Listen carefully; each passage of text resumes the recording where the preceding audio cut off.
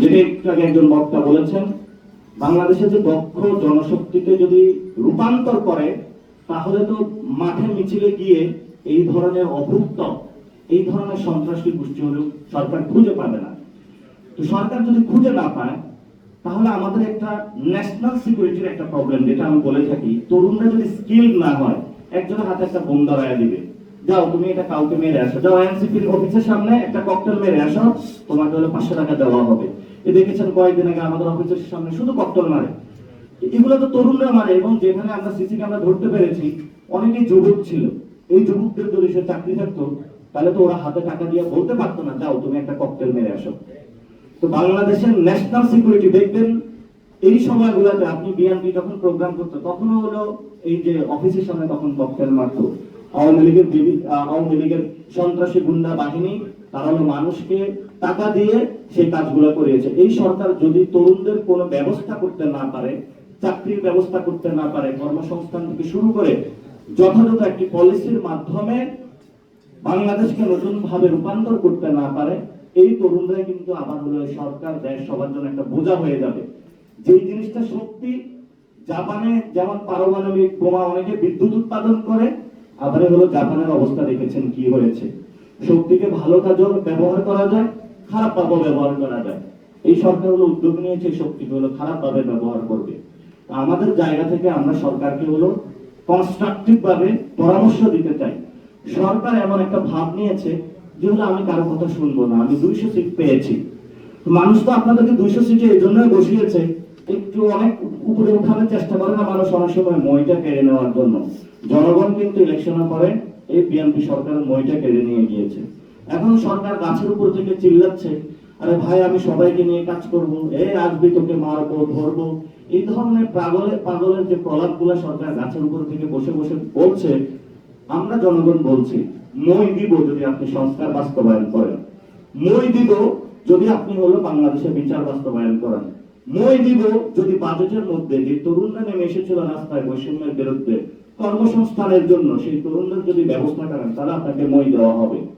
আর যদি আপনারা এটা না করতে পারেন, তাহলে আওয়ামী লীগের যে পরিণতি হয়েছিল সেই পরিণতি হবে। অনেকেই জিজ্ঞেস করে যে আওয়ামী লীগের যে পরিণতি, বিএনপির পরিণতি, সে পরিণতি কেন হবে? কেন হবে? কারণ আওয়ামী লীগের যে সিস্টেমের কারণে পরিণত হয়েছিল, সেই সিস্টেমে যদি আপনিও থাকেন, সেই সিস্টেমটা তো তরুণ প্রজন্ম ভাঙতে চায়। তো যখন আপনি গাছের উপরে থাকবেন আর গাছের নিচে হলো গাছ কাটা হবে, সে গাছ যখন পড়বে আপনিও তো একসাথে পড়ে যাবেন। নাকি আপনার কাছে তো এমন কোন যন্ত্র বিশেষ নাই, আপনি হলো আকাশের দিকে উড়ে যাবেন। তা আমাদের বড় একটা ন্যাশনাল সিকিউরিটির জায়গা যেটা আছে বর্তমানে, এই তরুণদেরকে সঠিকভাবে আমাদেরকে ব্যবহার করতে হবে, বাজেটে তাদের অংশগ্রহণ রাখতে হবে, এবং এই তরুণদেরকে বাংলাদেশের স্বাধীনতার সার্বভৌমত্ব রক্ষার জন্য ব্যবহার করতে হবে। সর্ব জায়গায় সীমান্ত, আমি গতকাল সীমান্ত গিয়েছিলাম, তারা খোঁজ পেয়ে হলো 10টা পরিবার, না এক পরিবারে 10 জন মানুষ, তারা হলো আবার রাতারাতি বিএসএফ তাদেরকে নিয়ে গিয়েছে ইন্ডিয়া। আবার আজকে শুনলাম আবার সর্ব জায়গায় হলো বাংলাদেশে রেখে তারা দৌড়বারে হলো পালিয়ে গিয়েছে। ইন্টারন্যাশনাল রেকর্ড আছে, আন্তর্জাতিক আইন আছে, সে আইনে কথা বলবে।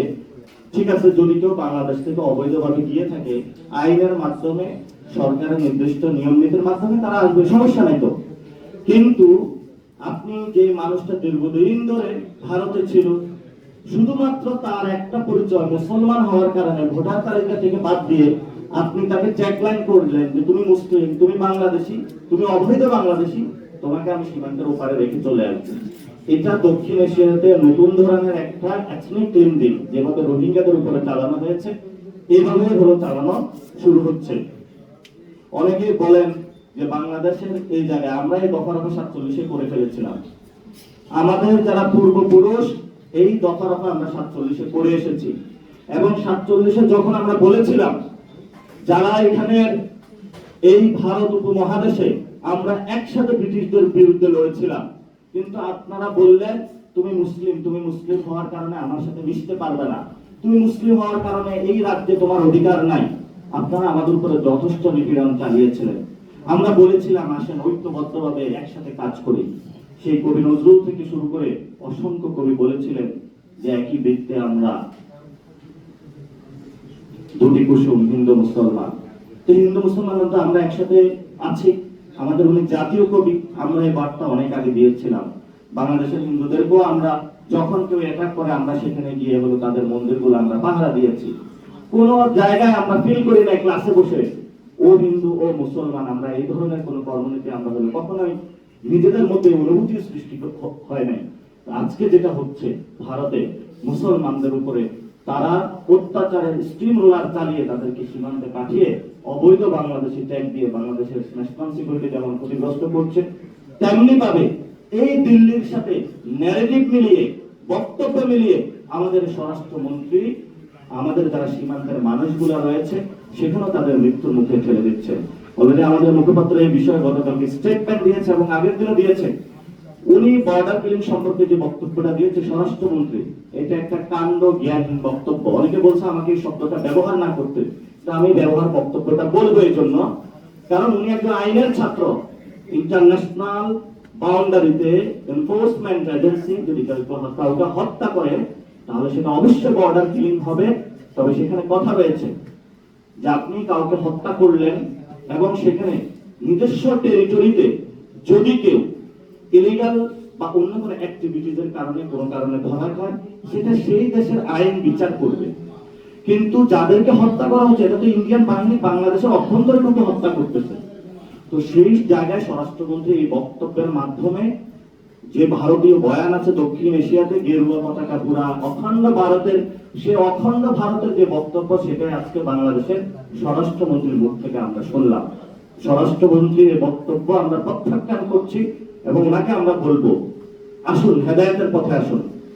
যথেষ্ট হয়েছে, গ্রুপ দখল হয়েছে, ব্যাংক দখল করতে যাচ্ছেন এবং নতুন করে বাংলাদেশের মানুষকে হুমকির মুখে ঠেলে দিচ্ছেন। প্লিজ এই ধরনের যদি আপনি বাংলাদেশ বিরোধী কর্মকাণ্ড শুরু করেছেন করতেই থাকেন তাহলে কিন্তু এর দায়ভার কিন্তু বিএনপির উপরেও যাবে এবং এর দায়ভার কিন্তু তারেক রহমানও বহন করতে হবে। অনেকে আজকে বক্তব্য দিয়েছে